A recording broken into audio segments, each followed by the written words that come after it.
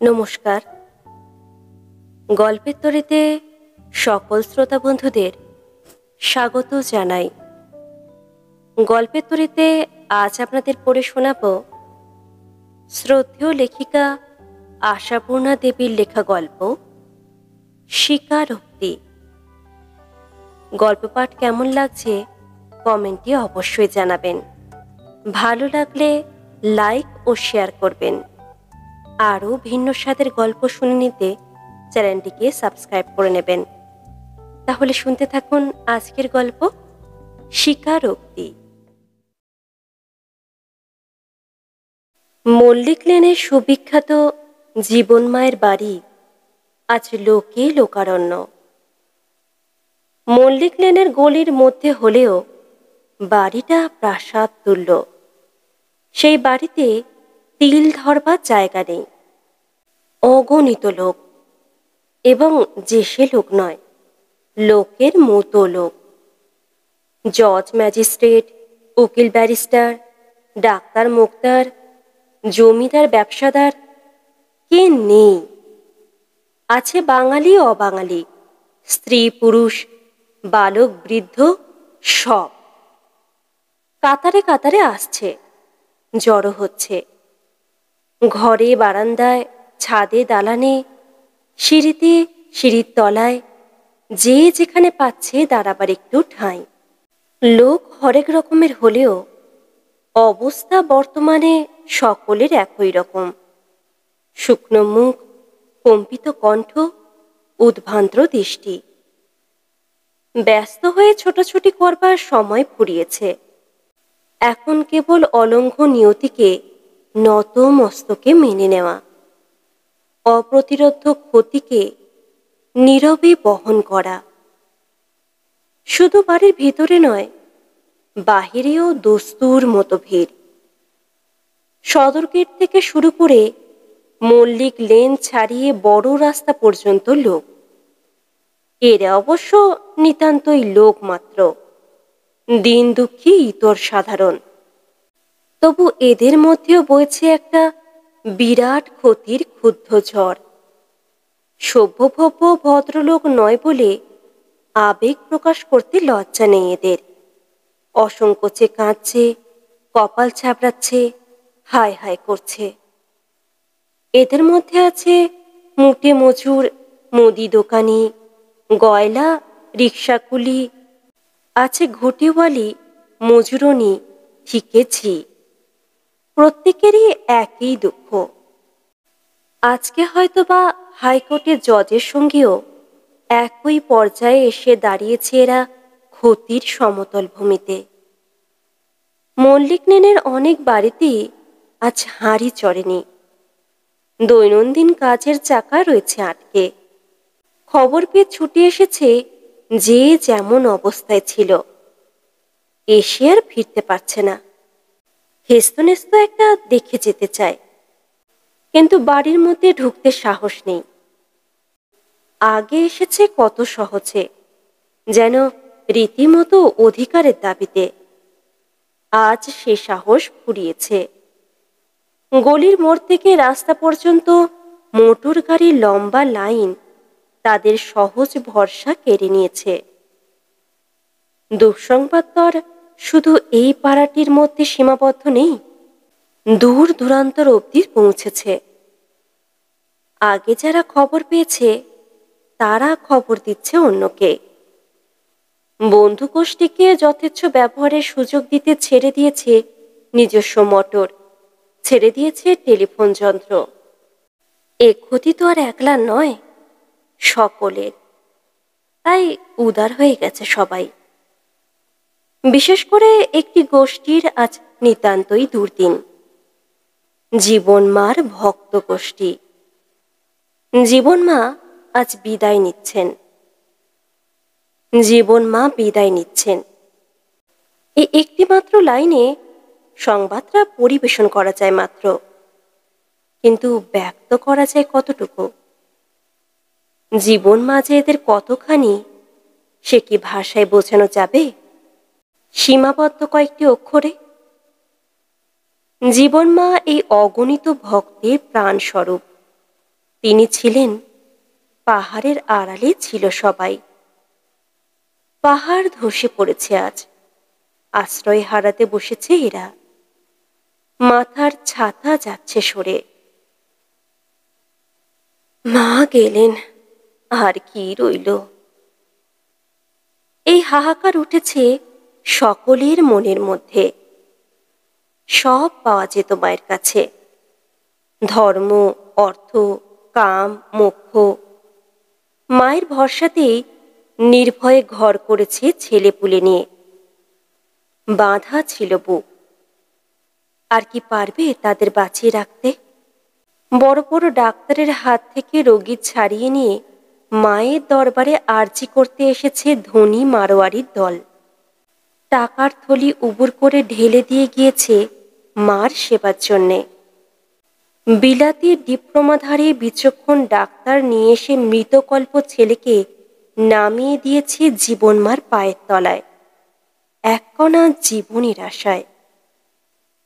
পেয়েছে, সবাই সব পেয়েছে। অগাধ শক্তিময়ী মার অপরিসীম করুণায় ধন্য হয়েছে সকলেই। ধনী দরিদ্র নির্বিশেষে কৃপা বর্ষণ করে গেছেন মা। কি না ছিল মায়ের ভাড়ারে। জীবন মায়ের আশীর্বাদ নিয়ে নামলে কর্মক্ষেত্রে নিশ্চিত উন্নতি। বিদ্যাস্থানে বৃহস্পতির যোগ ঘটাবার বিদ্যা ছিল মার আয়ত্তে। মেয়েরা নিশ্চিন্ত থাকত, স্বামী পুত্রের পরমায়ু মায়ের কাছে গচ্ছিত আছে ভেবে। চুরি যাবে না, জমি নিতে পারবে না মায়ের কাছে থাকলে। উঠতে বসতে এক পা বাড়াতে ছুটে এসেছে তারা। নির্দেশ নিয়ে গেছে মার কাছ থেকে। মিষ্ট কথায় তুষ্ট করে সৎ পরামর্শ দিয়েছেন মা। বিরক্ত হননি, বেজার হননি। বিরাট শক্তিময়ের ভিতরে লুকানো ছিল কি কোমল স্নেহ। সেই স্নেহময়ী ছেড়ে যাচ্ছেন আজ অসংখ্য ভক্তকে বিমূঢ় করে, শোকের পাথারে ভাসিয়ে দিয়ে। জীবন মায়ের জীবনদ্বীপ নির্বাপিত হলে অবশ্যই রচিত হবে তার জীবন ইতিহাস। ৭৩ বৎসরব্যাপী সুদীর্ঘ জীবনের অলৌকিক রহস্যময় কাহিনী। শত শত ভক্তের অভিজ্ঞতার ভাণ্ডার থেকে আহরণ করে সাজানো হবে সেই ইতিহাস। কখন কি মহিমা দেখিয়েছেন মা, কবে কি কি বিভূতি। তাদের সৌভাগ্যের ভাগ দেবে তারা পরবর্তী ভাগ্যহীনদের। শাখায় প্রশাখায় পল্লবিত হয়ে মায়ের মহিমা যখন প্রচারিত হবে ঘরে ঘরে, তখন যারা দেখেনি তারা ভাববে, আহা, অবহেলায় কি সুযোগ হারিয়েছি। যারা দেখলে তারা ভাববে, হায় হায়, আগে তো এতটা বুঝিনি। কিন্তু এসব ভবিষ্যতের কথা, দ্বীপ নির্বাপিত হলে। কিন্তু দ্বীপ এখনো চলছে, তৈলহীন নির্বাণ্য মুখ। এই অবসরে স্মরণ করে নিই অতীতের হীন একটু ইতিহাস। মল্লিক লেনের এই বাড়িখানার ইতিহাস। হ্যাঁ, বাড়িরও ইতিহাস থাকে বইকি। বাড়ি তো হঠাৎ একদিন আকাশে মাথা তুলে দাঁড়িয়ে ওঠে না। পৃথিবীর বুক বিদীর্ণ করে তৈরি হয় তার বনেত। অনেক মানুষের রক্ত জলকারা পরিশ্রমে গাঁথা হয় পাকা দেওয়াল। কিন্তু যা বলছিলাম, অনেক বছর আগে মল্লিক লেনের এই প্রাসাদ তুল্য বাড়িটার পিছনে এখন যে এবড়ো খেবড়ো খানাডোবা গোছের পুরো এক টুকরো জমি পড়ে রয়েছে, ওইখানে ছিল একখানা চালা ঘর। একখানা ঘর আর এক টুকরো রোয়া, আশেপাশের বস্তি থেকে একটু পৃথক। ওই একখানি ঘরের মধ্যে একগাদা কাচ্চা বাচ্চা নিয়ে যে দম্পতি বাস করত, তারা জাতে ব্রাহ্মণ হলেও হালচাল ছিল বস্তিবাসীদেরই মতো। অবশ্য হালচালের ভদ্রচাল আশা করাই অন্যায়। অখ্যাত প্রেসের কম্পোজিটরের পক্ষে 7-8টা ছেলে মেয়েকে খাইয়ে পরিয়ে বাঁচিয়ে রাখতে পারাই কষ্টসাধ্য। তবে বউটি ছিল ভারী শান্তশিষ্ট। উদয়স্ত হাড় ভাঙা খাটুনি, পরনে ছেঁড়া ময়লা শাড়ি, জটিনা উপযুক্ত আহার, জটিনা মাথায় মাখবার একটু তেল, তার উপর অতগুলো বাচ্চার দৌরাত্ম্য। তবু হাসি মুখ ছাড়া নেই। দুরন্ত ছেলে মেয়েকে সামলাতে না পারলে নিজেই বরং কেঁদে ফেলেছে, পারেনি দুটো চড় চাপড় বসাতে। অবশ্যই স্কুল পাঠশালার বালাইহীন সেই সৈন্যবাহিনী বাড়িতে উপস্থিত থাকত খুবই কম। তাদের সারাদিনের নীলাক্ষেত্র ছিল সামনের মাঠটা, যেখানে আজ মাথা তুলে দাঁড়িয়ে রয়েছে জীবনমার প্রকাণ্ড 3তলা বাড়িখানা। মাঠে আরও কয়েকটি প্রাণীর আবির্ভাব হতো। সে হচ্ছে পাড়ার গয়লাদের মহিষগুলো। মানুষে আর মহিষে দিব্যি একটা একাত্ম বোধ হয়ে গিয়েছিল। কাদায় নিমজ্জিত মহিষগুলো যখন প্রায় ধ্যানস্থ অবস্থায় চোখ বুজে শুয়ে থাকত, তখন বড় দুটি ছেলে অবলীলাক্রমে তাদের পিঠে চড়ে ঘোড়া ঘোড়া খেলত। বোঝা যেত না যে প্রাণীগুলো সত্যিই জীবন্ত প্রাণী না ইট পাথর। ওরা দুই ভাই নিজেদের হিসেবে ভাগাভাগি করে নিয়েছিল মহিষগুলোকে। একজন অপরের সম্পত্তির উপর চড়ে বসবে এমন বেআইনি ব্যাপার ঘটা সম্ভব ছিল না। কিন্তু জানুয়ারি হঠাৎ একদিন, কি কারণে বলা শক্ত, খেপে উঠল একটা। টকবক করে ফুটে উঠল জানোয়ারের রক্ত। মল্লিক লেনের সরু গলির মধ্যে ঝড় উঠল যেন। দুরন্ত বেগে ছোটাছুটি করল কালো পাহাড়টা, তোলপাড় করল পাড়া। ভাঙল বাঁশের খুঁটি, চালা ঘরের বেড়া, তার সঙ্গে ভাঙল গরিবের কপাল। যমরাজের বাহন গরিবের বড় ছেলেটিকে ধারালো শিঙের গুতোয় তাড়াতে তাড়াতে ঠেলে পাঠিয়ে দিল স্বয়ং যমরাজের খাস তালুকে। সেই রক্তাক্ত বিদীর্ণ দেহের বিভীষিকাময় ছবির কোনো ছায়া কি লুকিয়ে আছে এই মস্ত বাড়ির কোনো একটু কোণে? এই বাড়ির সঙ্গে তার সংসর্গ কি? এরপর থেকে সেই শিশু বাহিনীকে আর মাঠে দেখা যেত না।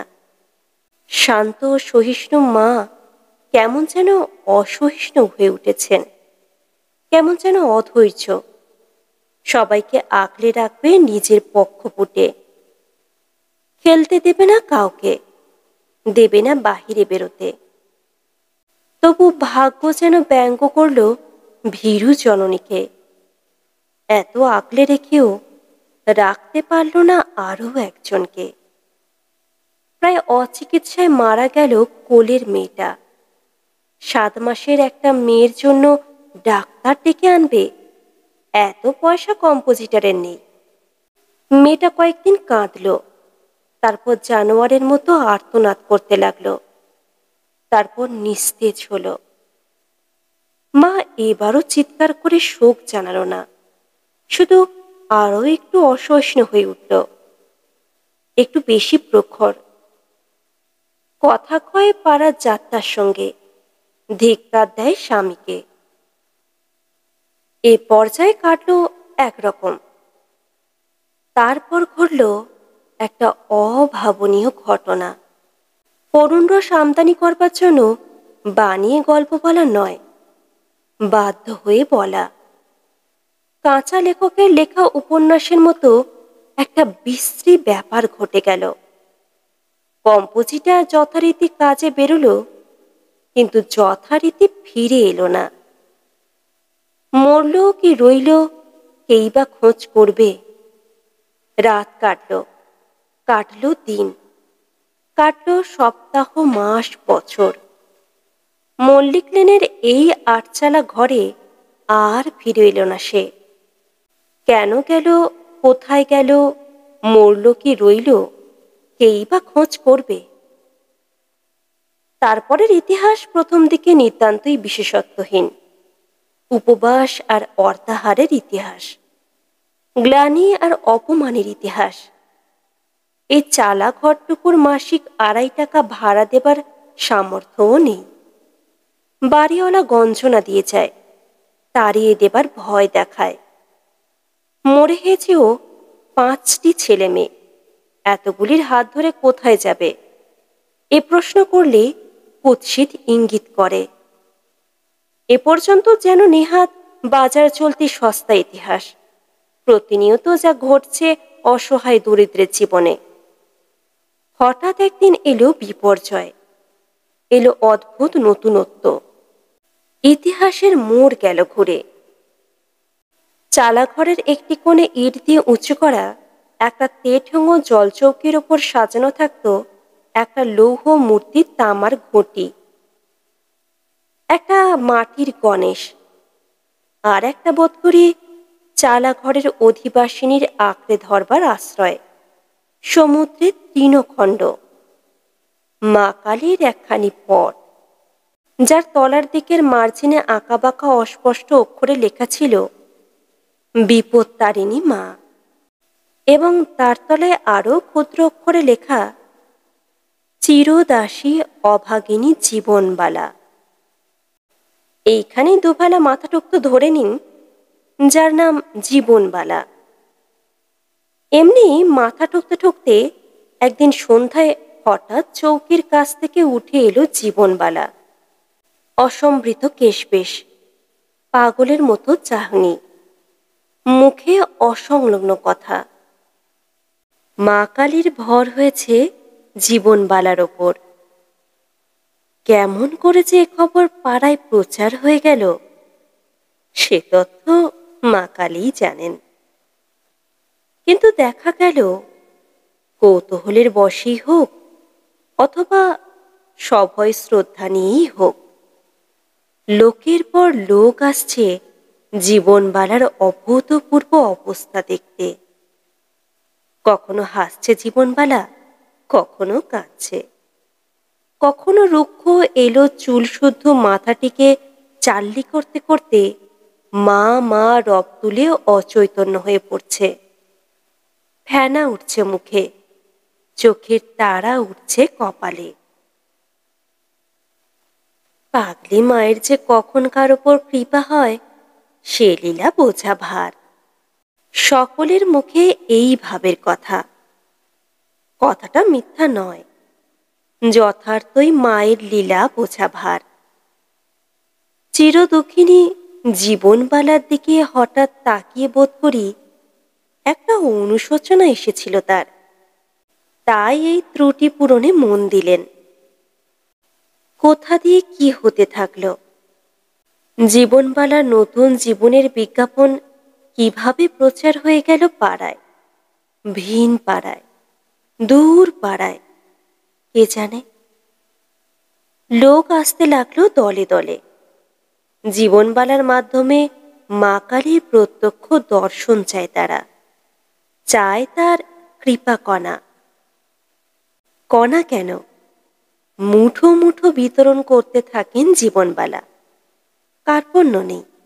যখন ভর ছাড়ে সুস্থভাবে কথাবার্তা বলেন, হেসে এসে বলেন সকলকে, যার হাত তার পুণ্যি, যে দেয় তার হাত ধন্যি। আমি তোমায় দাসী রে, মা হুকুম দিচ্ছেন, আমি তোদের পরিবেশন করছি মায়ের ভাড়ার থেকে নিয়ে। লোকে ক্রমশ মা কালীকে ভুলল, চিনল শুধু জীবন মাকে। বলতে লাগলো, আমরা ওসব তত্ত্ব কথা বুঝি না মা, শুধু তোমাকেই বুঝি। জীবন মা হেসে বলতেন, যেমন রাস্তার লোকে রাজাকে বোঝে না, বোঝে রাজবাড়ির দারোয়ানটাকে। মা কালীর অপার করুণায় আধ্যাত্মিক উন্নতির সঙ্গে সঙ্গে ভালো ভালো সব কথা বলতে শিখলেন জীবনবালা। হাঁ করে শোনে লোকে। এইরকম সহজ অথচ রহস্যময়, সরল অথচ তত্ত্বপূর্ণ সুমিষ্ট কথা তারা শোনেনি কোথাও। সাধু সন্ন্যাসীর কাছে গিয়ে সদুপদেশ আনা তো সুলভ ব্যাপার নয়। তাই কৃতকৃতার্থ ধন্য হয়ে যাচ্ছে সবাই। মা সকলের কাছে সুলভ। মা ঊর্ধ্বলোকের হলেও তাদের মাটির ঘরের।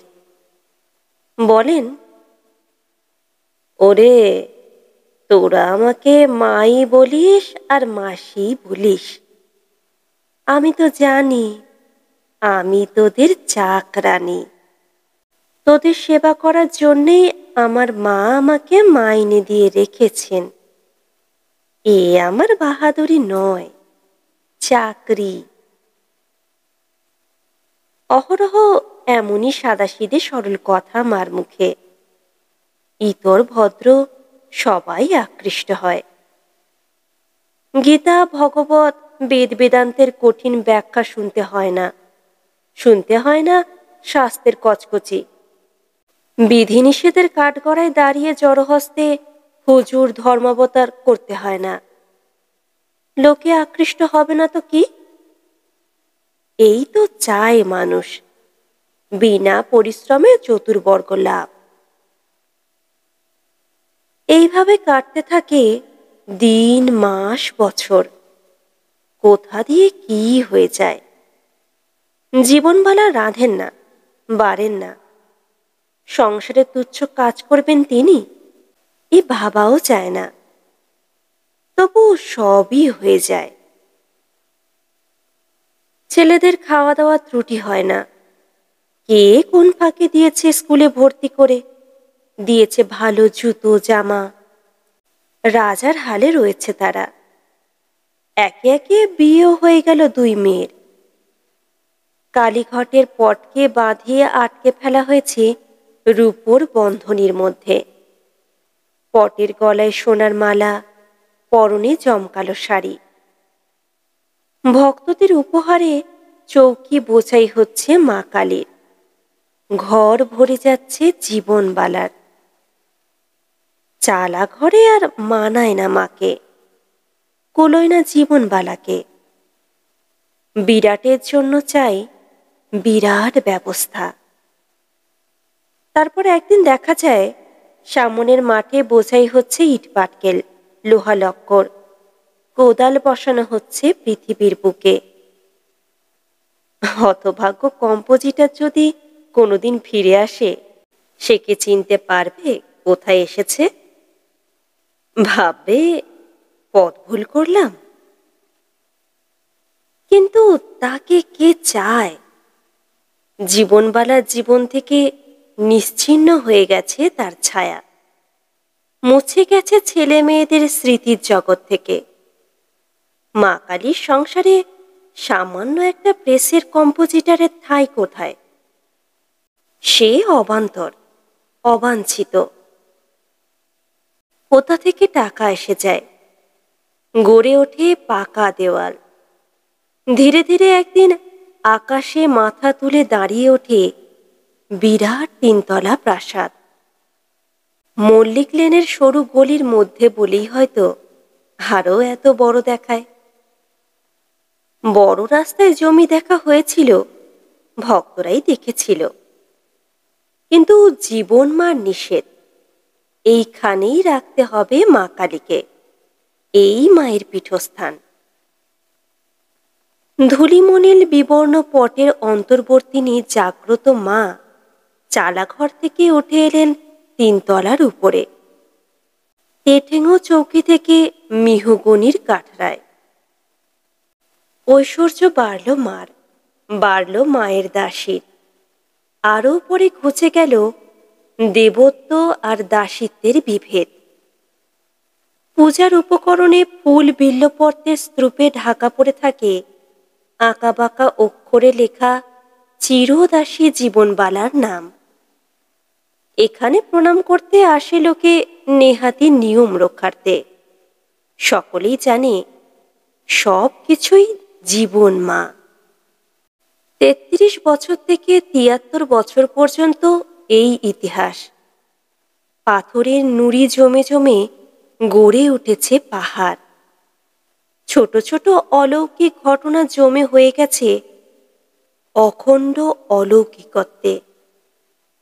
এখন জীবনমার প্রত্যেকটি ব্যবহারের মধ্যে বৈশিষ্ট্য খুঁজে পায় ভক্তরা।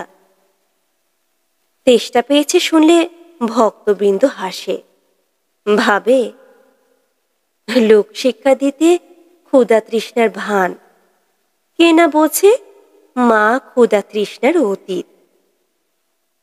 সংসারী লোকের মতো সাধারণ কোনো কথা বললে আরো অভিভূত হয় তারা।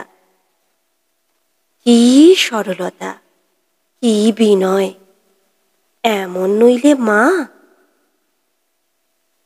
সেই মা আজ ছেড়ে যাচ্ছেন, শত শত সন্তানকে শোকের পাথারে ভাসিয়ে যাচ্ছেন। কে কাকে সান্ত্বনা দেবে?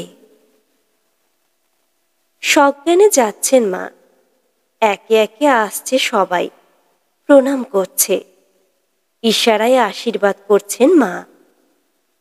মাথার কাছে বসে পুত্রবধূ অভয়া, আধবয়সী ভদ্রমহিলা, ধর্মপ্রাণা, শান্ত গভীর স্বভাবা। শাশুড়িকে ভক্তি করেন দেবতার চেয়েও বেশি। ইদানিং শাশুড়ির বয়সের সঙ্গে সঙ্গে পুজো আর্চা, দেবসেবার অনেক কিছুর ভারই নিজের হাতে তুলে নিয়েছেন তিনি। ভক্তবৃন্দ সকলে অভয়াকেই চেনে। আরও যে দুই বউ আছে তারা আধুনিকা। মা কালীর প্রসাদে রুচি আছে তাদের, রুচি নেই নামে। ঠাকুর ঘরের দিকে ঘেঁষে না তারা। জীবন মায়ের পরে অভয়া দিদি, শাশুড়ির ডান হাত। শাশুড়ির অসুখে সেই যে বসেছেন পাখা নিয়ে, পুরো 2 দিন নড়েননি চড়েননি। একসময় যখন ভক্তদের অনেকে গিয়েছে প্রসাদ গ্রহণ করতে, ঘর প্রায় খালি। জীবন মা ঘুমন্ত চোখ মেলে কম্পিত কণ্ঠে বলে উঠলেন,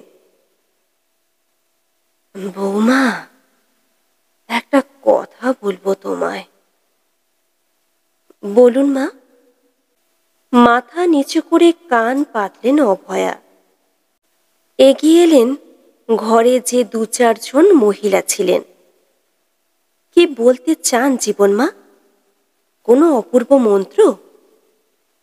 আগ্রহে ঔৎসুক্যে জলজল করে উঠল তাদের মুখ। আহা, মা আমাদের দয়াময়ী, নিশ্চয়ই লোকহিতার্থে কিছু দিয়ে যাবেন অভয়া দিদিকে। সুদীর্ঘকালের সাধনালব্ধ শক্তির এক কণা, অন্তত দুরারোগ্য জটিল ব্যাধি নিয়মের অব্যর্থ ওষুধগুলো, মাদুলি কবচ তাবিজের মূল মন্ত্র। শিখে নাও অভয়া দিদি, শুনে নাও ভালো করে কি বলছেন মা। মৃদু একটা গুঞ্জন উঠল ঘরে। অভয়া দেবীও তাই অনুমান করছেন শাশুড়ি কিছু দিয়ে যাবেন তাকে। বলুন মা, কি বলতে চান? কত লোক! জীবন মা চারিদিকে তাকালেন।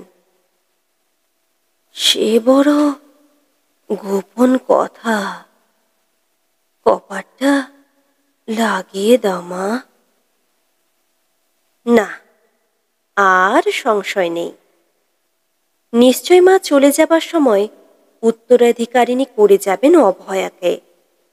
যারা ঘরে ছিল তারা অনিচ্ছামন্থর গমনে গুটি গুটি বেরিয়ে যায় ঘর থেকে। মার হুকুম, থাকবার জো নেই। যাবার সময় আর একবার সাগ্রহ দৃষ্টি নিক্ষেপ করে যায় অভয়ার দিকে, যেন তোমার হাতেই এবার থেকে আমাদের জীবন মরণ। কপাট ভেজিয়ে দিয়ে কাছে এলেন অভয়া। মা, বলুন এবার। দৌড় দিয়েছি। জীবন মা তাকিয়ে দেখে নিঃসংশয় হন। তারপর কম্পিত কণ্ঠ ঝেড়ে ঝেড়ে স্বাভাবিকত্ব আনবার চেষ্টা করে ধীরভাবে বলেন, বৌমা, তুমি আমার পেটের মেয়ের মতো, তাই আজ মরণকালে এ কথা তোমাকেই বলে যাব। হাঁপ ধরছে জীবনমার। রোগা পাতলা দেহ কেঁপে উঠছে দীর্ঘ নিঃশ্বাসের তালে তালে। কিন্তু অভয়া নিষেধ করতে পারলেন না কথা বলতে। শুনতেই হবে যে। শেষ নিঃশ্বাসের সঙ্গে সঙ্গেও যদি শেষ হয় সে কথা, তবু শোনবার চেষ্টা করতে হবে কান খাড়া করে। স্বার্থ নিয়ে জগৎ যে। মা, জল খাবেন? না। হ্যাঁ, যা বলতে চাইছি বড় লজ্জার কথা, বড় গোপন কথা, বড় ভয়ঙ্কর কথা। বলতে মুখে আটকে যাচ্ছে, তবু সে কথা না বলে উপায় নেই। না বলে গেলে মরেও শান্তি হবে না আমার। আজ 40 বছর ধরে যে পাপ করে চলেছি।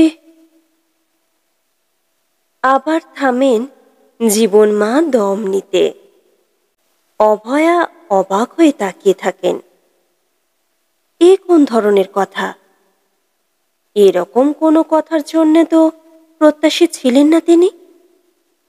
মা ভগবতীর অংশস্বরূপা শাশুড়ি ঠাকুরানীর মুখে এ কি ভাষা? ভেবেছিলেন সাধন মার্গের কোনো গূঢ় রহস্য শিক্ষা দিয়ে যাবেন তিনি প্রিয় পাত্রী অভয়াকে, অথবা লোকহিতার্থে কোনো ঔষধপত্র, ঝাড়ফুঁকের মন্ত্র, জলপোড়া তেলপোড়ার ভিতরকার তত্ত্ব। এ কি? তবে কি মৃত্যুকালে প্রলাপ শুরু হলো মায়ের? মা, এ কি বলছেন আপনি? ভালো করে ভেবে বলুন। অভয়া কানের কাছে মুখ নিয়ে গিয়ে বলেন, আপনি যে মা আত্মাশক্তির অংশ, সে কথা ভুলে যাচ্ছেন কেন? ইষ্টমন্ত্র জপ করুন, মায়ের নাম করুন। ইষ্টমন্ত্র? জীবন মা ম্লান হাসেন। এই আজ আমার ইষ্টমন্ত্র। কবে ভয়ঙ্কর কথা প্রকাশ করে মুক্তি পাব, এই আমার ধ্যান ধারণা, জপ তপ।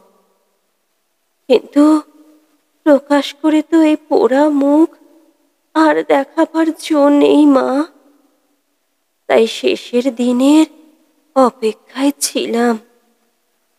আজ আমার সেই দিন এসেছে। মা, মা। অভয়া ব্যাকুল হয়ে ওঠেন। মা, চুপ করুন। এখন আপনার মাথা ঠিক নেই। যা বলতে চান তা বোধহয় বোঝাতে পারছেন না। পারতেই যে হবে বৌমা।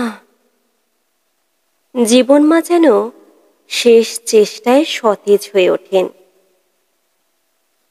আমি মরে গেলে এ কথা তুমি প্রকাশ করে দিও, এই আমার অনুরোধ।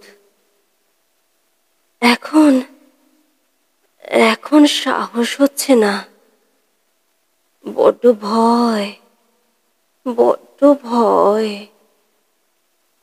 দুঃখের জ্বালায়, অভাবের জ্বালায় যে মহাপাপ করেছি, জীবন ভোর তার জের টেনে চলেছি, ফেরবার পথ খুঁজে পাইনি।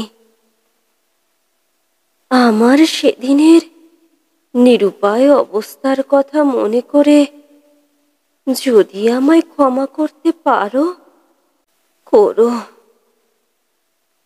মা, আপনার কথা যে কিছুই বুঝতে পারছি না আমি।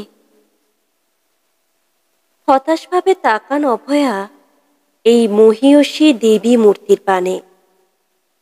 হায়, অভয়ার আশঙ্কাই ঠিক। শেষ সময়ে ভুল এসে গেছে জীবনমার। কি একটা খেয়াল ঢুকেছে মাথায়, সেই কথাই বলছেন। তারক ব্রহ্ম নাম শোনালে ভালো হতো, কিন্তু জীবনমার ভুল হয়নি। নির্ভুলভাবে বলে চলেন তিনি। বুঝতে না পারারই কথা, কিন্তু তুমি বুদ্ধিমতী, বুঝবে। এই যে আমাকে তোমরা ভক্তি করছো, ভয় করছো, মান্য করছো, এসব তোমাদের ভুল। এসব বাজে খরচ। এর এক তিলও আমার পাওনা নয়। আমার সব মিথ্যে, সব ফাঁকি, সব ভুয়ো। থরথর করে কাঁপতে থাকে বার্ধক্য জীর্ণ দেহ, কাঁপতে থাকে কণ্ঠস্বর। সব জুজুরি। এই 40 বছর ধরে ফাঁকি দিয়ে এসেছি আমি, জুজুরি করে এসেছি সকলের সঙ্গে। আমায় আমায় একটু জল দাও বৌমা। তাড়াতাড়ি মাথার কাছে রক্ষিত ঘটি থেকে একটু গঙ্গা জল দিয়ে অভয়া কাতর ভাবে বলেন, মা, আপনার পায়ে পড়ি, চুপ করুন। না বৌমা, চুপ করতে বলো না আমায়। এ আমাকে বলতেই হবে। ফাঁকির ওপর যে মন্দির গড়ে তুলেছি, সে নিজ হাতে ভেঙে দিয়ে না গেলে মরেও নিস্তার নেই আমার। তোমাদের এত ভক্তির, এত ভালোবাসার, এত বিশ্বাসের যোগ্য আমি নই। আমার ঠাকুর মিথ্যে, সাধনা মিথ্যে, পুজো মিথ্যে, সব ছল। ঘেন্নায় শিউরে উঠছ? ওঠো, কিন্তু আমার সেই দুর্দিনের কথা, নিরুপায় অবস্থার কথা মনে করে একটু দয়া করো মা। ভেবে দেখো, 5টি নাবালক ছেলে মেয়ে নিয়ে সধবা হয়েও বিধবা, গঞ্জনা করছে পাওনাদার, লাঞ্ছনা করছে বাড়িওয়ালা। উপসী ছেলে মেয়েদের মুখের দিকে তাকালে গলায় দড়ি দিয়ে মরতে ইচ্ছে করে, অথচ তারাই মরণের পথে বাঁধা। আহ, আর একটু জল। মা, শোনো শোনো, বাধা দিও না। চারিদিক অন্ধকার হয়ে আসছে, ফুরিয়ে আসছে ক্ষমতা, মৃত্যু নিকট হয়ে আসছে, টের পাচ্ছি। সেদিনও এমনি অন্ধকার হয়ে এসেছিল 10 দিক। যুদ্ধ করবার ক্ষমতা যাচ্ছিল ফুরিয়ে, কিন্তু মৃত্যুর দরজার কাছ পর্যন্ত পৌঁছে ফিরে এলাম পাপ মায়ার বন্ধনে।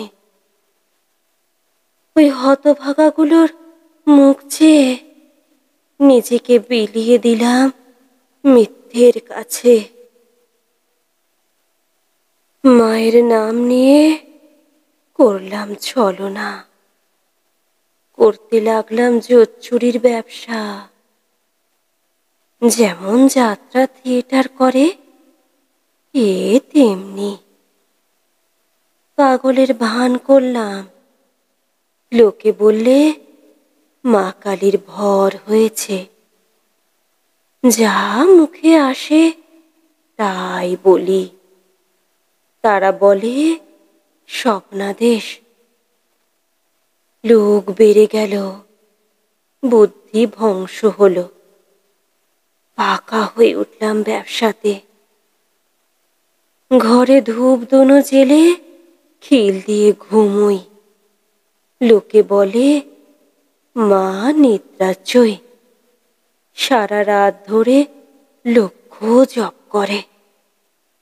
খিদের জ্বালায় লুকিয়ে খাই, সবাই বলে মা আহার ত্যাগিনী। কলিযুগে এমন হয় না। বেড়ে গেল বুকের পাটা, ভাসিয়ে দিলাম নিজেকে। কোথা দিয়ে কি হতে থাকলো, কুঁড়ে ভেঙে হলো অট্টালিকা। হলো মান, যশ, গৌরব, সব পেলাম। পেলাম না শুধু শান্তি। দিনে দিনে পাপের বোঝা ভারী হয়ে উঠেছে। মা, মা, এ কি শোনালেন আমায়? অভয়া আছড়ে পড়েন। আমার প্রাণের আশ্রয় ভেঙে দিলেন। জীবন মা আশীর্বাদের ভঙ্গিতে হাতটা ওঠাবার চেষ্টা করলেন। ভেঙে যাওয়াই তো ভালো বৌমা। এ যে চোরাবালির আশ্রয়, ভালো হবে তোমার। আমি হরিপদর মা, সেই জোরটুকু নিয়েই বলছি, ভালো হবে তোমার। ওই পটখানা আমার ব্যবসার সাইনবোর্ড, ওখানাকে ভাসিয়ে দিও গঙ্গার জলে।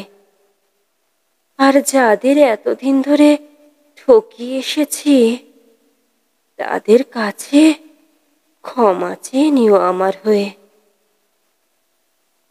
মা, ও হুকুম আমায় করবেন না। বলুন, এতক্ষণ যা শুনলাম সব মিথ্যে? বলুন, সব দুঃস্বপ্ন? জীবন মার স্বর অস্পষ্ট হয়ে আসছে। তা হয় না বৌমা, মিথ্যে নয়, বড় সত্যি। দিন রাত্রির চন্দর সূর্যের মতো সত্যি, কিন্তু বড় নিষ্ঠুর, বড় সর্বনেশে। আমার সেই কুঁড়ে ঘর, সেই দুঃখের সংসার যদি না হারাতাম, সেই ছিল আমার স্বর্গ। আর আর 40 বছর ধরে নরক যন্ত্রণা ভোগ করে আসছি, তবু মুখোশ খুলে ফেলতে পারিনি। পারিনি পারিনি যাদের ঠকিয়েছি তাদেরই মুখ চেয়ে। জল, আর একটু জল। না না, গঙ্গা জল নয়, ঠান্ডা জল, ভালো জল একটু। অভয়া দরজা খুলে ছুটে বেরিয়ে আসেন ভালো জলের সন্ধানে। গঙ্গা জল নয়, ভালো জল। কিন্তু বাহিরে ভিড় করে আছে পেয়াদার দল। অভয়াকে আর ছাড়ে তারা? কি বললেন দিদি? পেলে কিছু? পেতেই হবে, নইলে আমরা কোথায় দাঁড়াবো?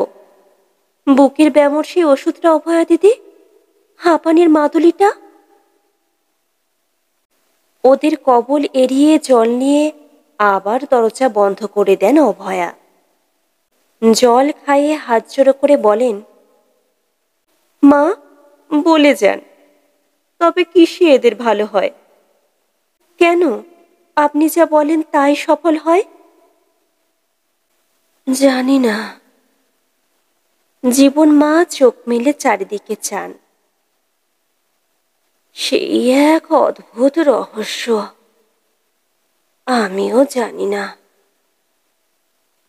হয় হয়তো ওদেরই বিশ্বাসের জোরে। এবার তুমি বাইরে যাও বৌমা, একবার একলা থাকতে দাও। দেখি চেষ্টা করে আমার ইষ্টদেবের মুখ মনে আনতে পারে কিনা। ধীরে ধীরে দরজা ভেজিয়ে দিয়ে চলে এলেন অভয়া। কেমন একটা উদ্ভ্রান্ত দৃষ্টি। দিদি। এবার এগিয়ে এসেছে সবাই। অভয়া তাকিয়ে দেখছেন চারিদিকে। অসংখ্য মুখ দালানে, সিঁড়িতে, বারান্দায়, ঘরে। প্রত্যাশিত চোখে চেয়ে আছে সবাই অভয়ার দিকে, জীবনমার ভাবী উত্তরাধিকারিণীর দিকে। স্বীকারোক্তি এদের সামনে অসম্ভব। মাতালের মতো টলতে টলতে এগিয়ে যান তিনি 3 তলার দিকে। ভয় নেই, তোমাদের ভয় নেই। মা আমাকে দিয়ে গেছেন তার শক্তি। আজ থেকে তোমাদের ভার নিলাম আমি। এখন পথ দাও, একটুখানি পথ। একবার ঠাকুর ঘরে যাব।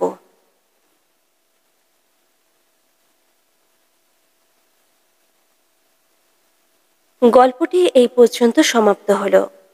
আপনারা শুনছিলেন আশাপূর্ণা দেবীর লেখা গল্প স্বীকারোক্তি।